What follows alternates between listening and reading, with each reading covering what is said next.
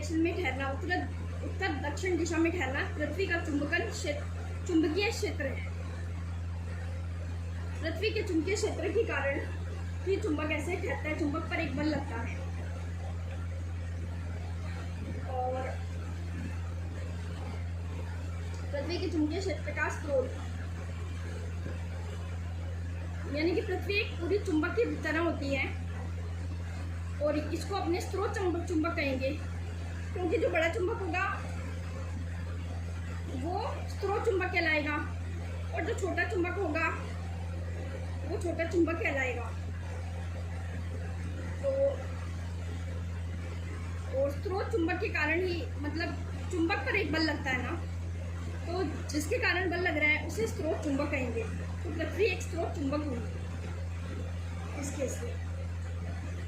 स्वतंत्रतापूर्वक लटका हुआ चुंबक पृथ्वी के, मतलब हमें अगर हम जैसे एंटेना एक धागे से स्वतंत्रतापूर्वक लटकाएं तो ये उत्तर दक्षिण दिशा में ठहरता है, जिसके कारण पृथ्वी के चुंबकीय क्षेत्र के कारण। और इससे चुंबक की अक्ष से, ये अक्ष होती है चुंबक के अक्ष से गुजरने वाले ऊर्ध्वाधर तल जो होगा उसे क्या कहेंगे? मैग्नेटिक मेरिडियन, चुंबकीय यामोत्तर। ऊर्ध्वाधर तल जो होगा चुंबक का उसे चुंबकीय याम्योत्तर या मैग्नेटिक मेरिडियन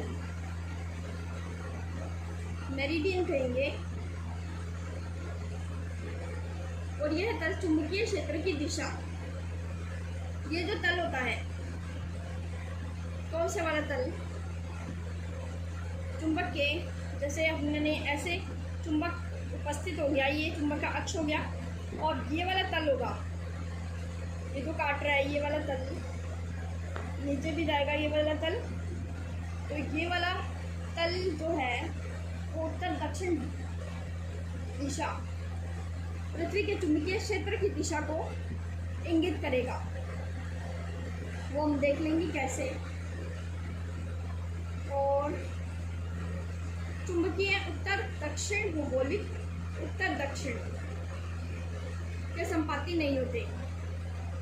एक तो भौगोलिक उत्तर दक्षिण जो है पृथ्वी की बात करें तो एक तो भौगोलिक उत्तर दक्षिण और चुंबकीय उत्तर दक्षिण, दोनों संपाती नहीं होते। भौगोलिक उत्तर दक्षिण का कुछ अलग होगा। उत्तर दक्षिण अलग है, क्योंकि जब हम करते हैं ईस्ट वेस्ट नॉर्थ साउथ, क्या होता है? ईस्ट वेस्ट नॉर्थ और साउथ। ये जो उत्तर दक्षिण होते हैं ये भौगोलिक उत्तर दक्षिण होते हैं, लेकिन पृथ्वी का जो पृथ्वी का जो चुंबक की उत्तर दक्षिण दिशा होती है वो कुछ हटकर होती है, इसीलिए कहा है कि वो एक ही चीज़ नहीं होती, थोड़ी सी अलग होती है। ये भौगोलिक उत्तर दक्षिण अलग है और पृथ्वी के उत्तर दक्षिण पृथ्वी के चुंबक के उत्तर दक्षिण कुछ अलग होते हैं। चुंबकीय ध्रुवों के मध्य बल की प्रकृति कैसी होती है? जो बार मैग्नेट के चुंबकीय ध्रुवों के मध्य बल की प्रकृति,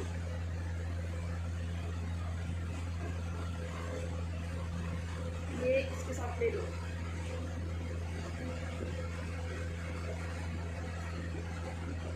अब जो कैसी होती है बार मैग्नेट के चुंबकीय ध्रुवों के मध्य बल की प्रकृति। अभी हमने चुंबकीय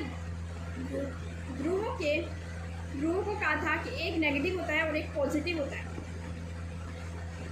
तो हम ये कह रहे हैं कि अगर समान प्रकृति की, अगर पॉजिटिव एक दूसरे को लाया जाए तो उसके मध्य बल की प्रकृति प्रतिकर्षित करने की होती है।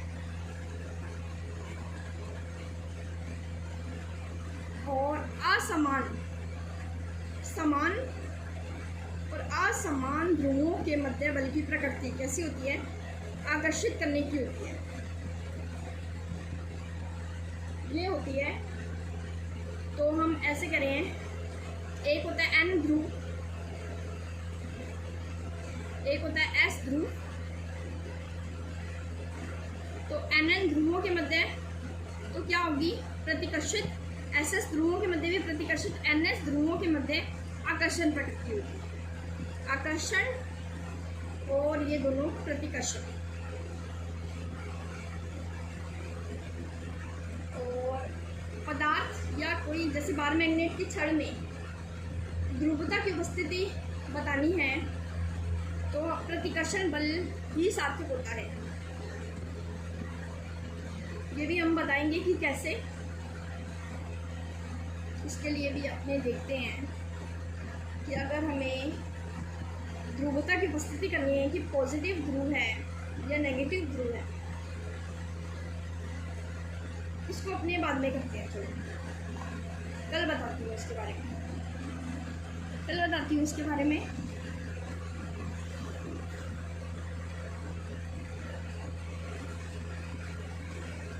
एक है चौथा, युग्म की उपस्थिति और प्रभावी लंबाई।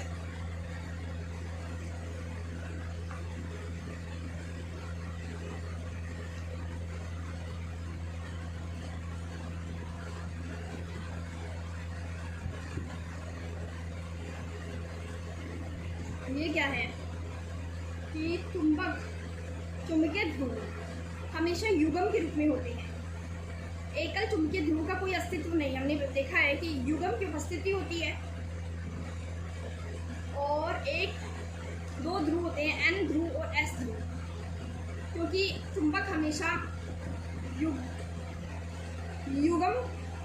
युग्मी ध्रुवों के रूप में होता है। एकल ध्रुव का कोई अस्तित्व नहीं होता। चुंबक में हमेशा दो ध्रुव होते हैं, एक N ध्रुव होता है और एक S ध्रुव होता है। और ये N और S ध्रुव चुंबक के अंदर कुछ अंदर की तरफ होते हैं, ना कि सिरे पर होते हैं। तो इन दोनों ध्रुवों के बीच की प्रभावी लंबाई होती है जो चुंबकीय लंबाई से कुछ कम होती है।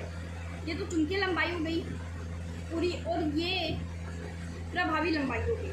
इसको अपने क्या कहेंगे, प्रभावी लंबाई।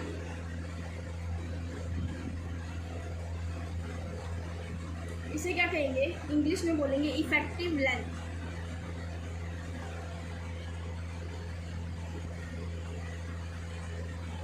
ठीक है, तो अगर हम कितने भी चुंबक के कितने भी टुकड़े कर दें तो ये हमेशा N और S ध्रुव अपने आप बन जाएगा और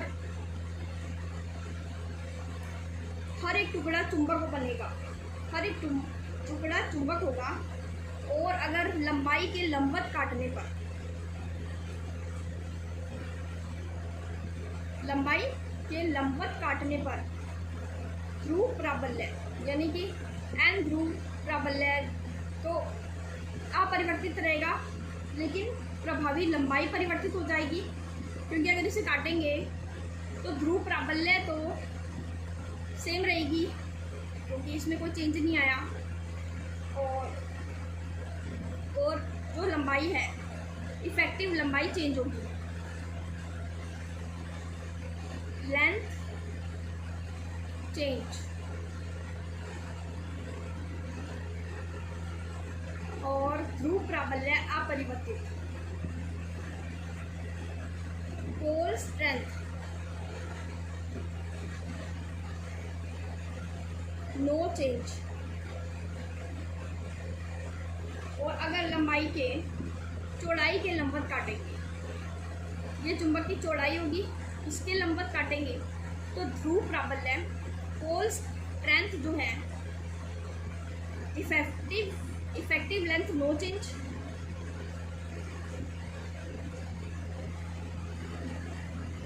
नो चेंज। और पोल स्ट्रेंथ चेंज होगी, जैसे आप देख रहे हैं।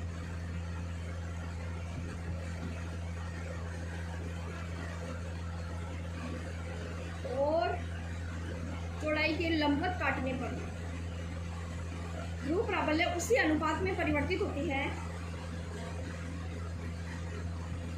परंतु प्रभावी लंबाई अपरिवर्तित हो जाती है।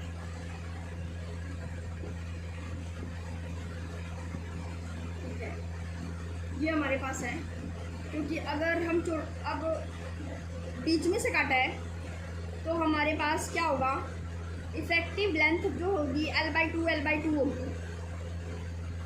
पहले वाले केस में, इस केस में, और पोल स्ट्रेंथ mm होगी, m और m। इस केस में क्या होगा, पोल स्ट्रेंथ जो है वो m/2 हो जाएगी दोनों ध्रुवों की, m/2 और m/2, और इफेक्टिव लेंथ नो चेंज वो कितनी रहेगी, कैपिटल L ही रहेगी। अगर हमने इफेक्टिव लेंथ को L माना था, प्रभावी लंबाई इफेक्टिव लेंथ L से रिप्रेजेंट करेंगे। और हमारे पास बार मैग्नेट का एक होता है विचुंबकन का गुण, विचुंबकन, एक होता है चुंबकन, एक होता है विचुंबकन। विचुंबकन का मतलब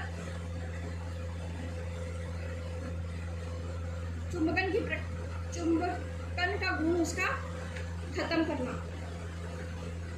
अगर हम चुंबक को गर्म करें या ऊंचाई से गिराएं या बार बार हथौड़े से पीटे तो उसका जो चुंबकत्व है, मैग्नेटिज्म है। मैग्नेटिज्म क्या था, लोहे को बाहर निकल के आकर्षित करने का गुण जो है वो क्या होगा, खत्म हो जाता है। इसे ही हमें विचुंबकन कहलाते हैं। जब चुंबक जो है, जब विचुंबक क्या कहेंगे, जब चुंबक नहीं रहता,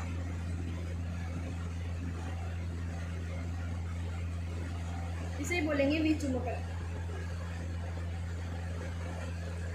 तो ये कैसे हो सकता है, ऊंचाई से गिराने पर, हथौड़े से पीटने पर और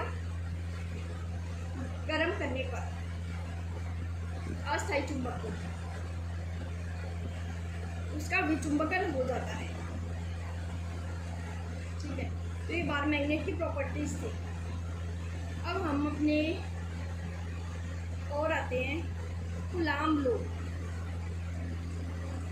कूलाम का नियम।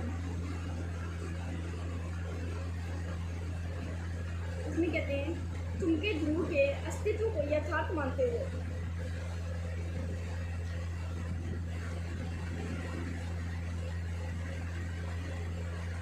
मतलब हमने अभी चुंबक के बारे में बोला था कि चुंबक में दो ध्रुव होते हैं। अगर इस बात को मानते हुए हम उनके मध्य अन्योन्य क्रिया की बात करें,